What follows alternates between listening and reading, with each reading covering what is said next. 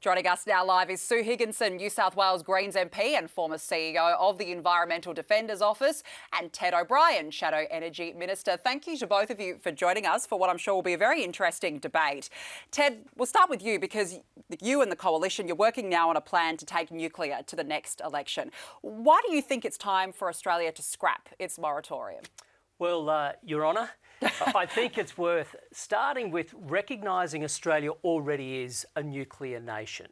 We know nuclear saves lives because we have a nuclear reactor not far from where we sit today, providing isotopes to treat cancers and other diseases. We've signed the AUKUS deal for nuclear-propelled submarines with the UK and the US. And we mine uranium and we sell that across the world, providing jobs and investment.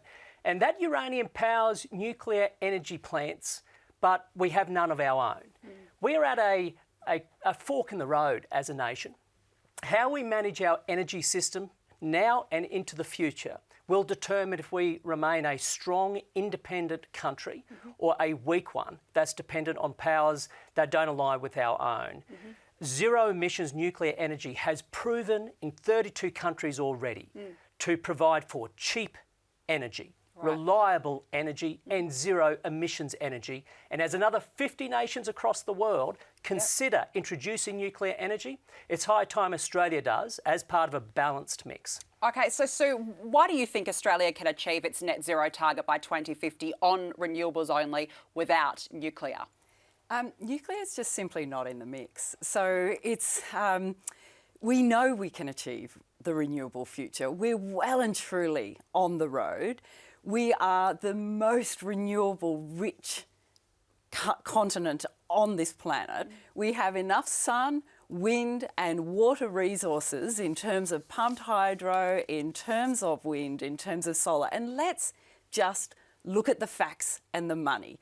Nuclear is unbelievably expensive. We're not looking at that kind of investment, but let's look at where we are now. Rooftop solar alone, rooftop solar, this is Australians, not with government support. As rooftop solar is about to exceed coal and gas in terms of the supply into Australia's electricity supply. So the idea of nuclear right now is an absolute political furphy of the Coalition government. This is not in Australia's interest, and it's certainly not in the interest of cheap electricity for everyday Australians. Ted, does Sue have a point here? The cost of renewables versus the cost of nuclear. It's far more expensive for nuclear in this country than it is for renewables. How do you make that cost stack up? Well, I mean, it's like comparing buying a bike versus buying a semi-trailer. They do very different jobs in the system. If we learn from Canada, if we learn from the United States, from the UK, from Japan, from most of our peer countries around the world, once they have nuclear in the mix, power prices come down. From a public policy perspective, it's too late for our nuclear. job is to get power Why is it too prices late? down. Ted is currently referring to countries who had nuclear on 30 to 40 to 50 years ago. It's not in the economic, environmental or social interest of this Sue, country I'm not. to start now. Let me explain. And if we talk about what I am small referring nuclear to. So let me correct you on what I reactors. am referring to. I'm referring to some countries that have indeed had nuclear for some time and they understand the economics of it, why it brings prices down. They are the same nations that are investing further. These nations want to triple the amount of nuclear energy They already globally have the infrastructure until and the 2050. systems. Then you They have already have the 50 investment. other countries, 50 other countries, that for the very first time are introducing zero emissions nuclear energy because it tackles that trilemma.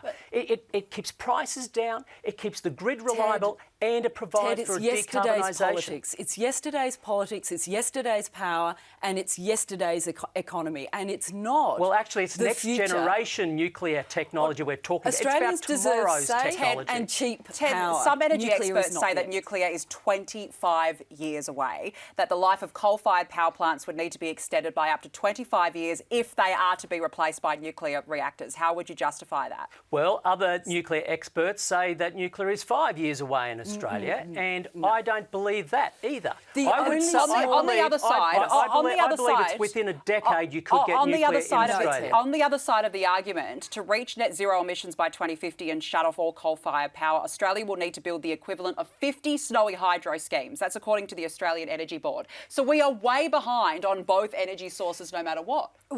In terms of the storage and the system, we have the capacity. We are investing now, and absolutely we will need to go gangbusters in bringing this renewable future on. So and investment is down. We're doing it already. Investment is down 40%. And let's remember, investment in renewables are down 40% since Labor came to office. 40%.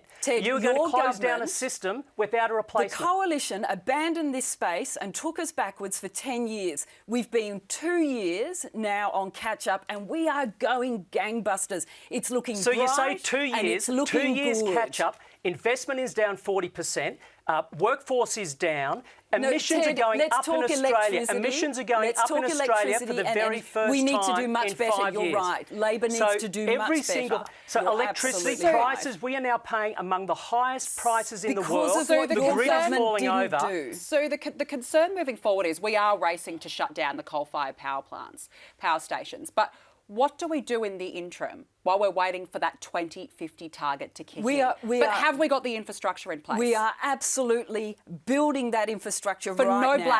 For no blackouts. No blackouts. Let's remember, the reason we're getting blackouts is because of the ageing coal-fired facilities. And don't forget, it's not the government shutting these facilities down, it's the industry themselves, and that's because the money and the future and the capacity is in renewables. The lights are going to go out. I want to go to the jury, get their views on it. Your lights are going to go Chris, out. how are you feeling about the possibility of Australia going nuclear? Well, there's a number of points. You've got, for instance, Rolls-Royce is building modular nuclear reactors. He's exactly right, where the industry is moving on a lot quicker. The Greens, I don't see, where are you objecting to when we're tearing down native forests, we're ruining the skylines, we're ruining the environment, all in the sake of saving the environment? China's building 2 new coal-fired reactors a week. Doesn't matter, we shut down 1 or 2. What's the difference? We're going to make no difference. In terms of China, we need to be very careful about how we look at what China's doing. Have you looked at their investment and their renewable investment and their capacity? They are building So are you seriously defending China on climate change over Australia? No, Ted. I am talking about what China is doing on renewables. You have a good look. They are investing in billions and they are bringing on renewables. You know why? Because China knows that's where the future is, and that's where the the free energy is coming from, people. This is how we will bring the I'm with prices Australia, of not power with down. China on this one. Oh, Ted, your culture wars and your politics, they won't survive you. They won't do you well. Well, look, unfortunately, we've actually run out of time, and you've both had your say. A great debate. But let's go to the jury now. You have 10 seconds to deliberate. Should Australia go nuclear?